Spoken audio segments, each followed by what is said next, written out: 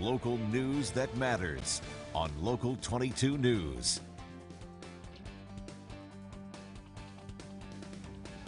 At this place in history, we're in Springfield with Executive Director of the Vermont Historical Society, Steve Perkins. Now, Steve, we visited the American Precision Museum a couple of years ago, but we're back talking about the Precision Valley and innovation once more. We are indeed, and we're going to touch on really kind of one of the big movers and shakers in creating the Precision Valley, which, I mean, it was the Silicon Valley of its time right here in Vermont. So who is this person? James Hartness. I think everyone could read this Right. over our shoulder. So he's always talked about as James Hartness, Governor of Vermont. I mean, his career encompassed so many other things, and he was really this Renaissance man when it came to kind of mechanical engineering. He wasn't born in Vermont. He was born in Schenectady, grew up in Ohio, worked in Massachusetts in the kind of machine tool industry down there, but then kind of early in his career ended up moving here to Springfield. Hartness made his fortune by inventing a lot of these tools, especially the flat turret lathe.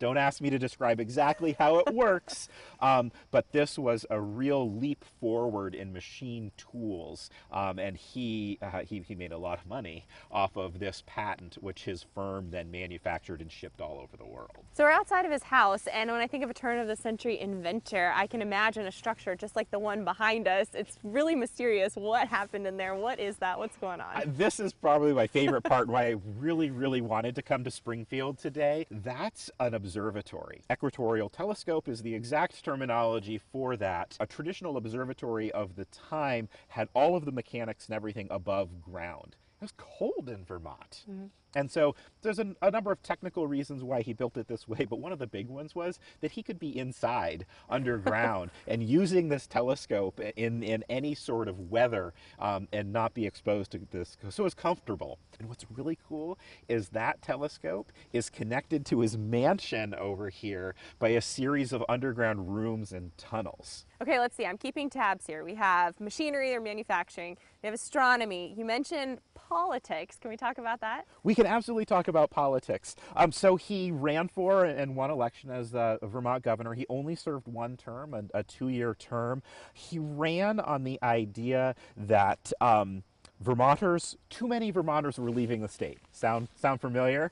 Yes. And that the jobs that industry would bring, as well as good transportation, good roads, airports, airplanes, would all lift the state up. And so that's what he ran on. Anything else we can add to his resume? Well, we talked about airplanes.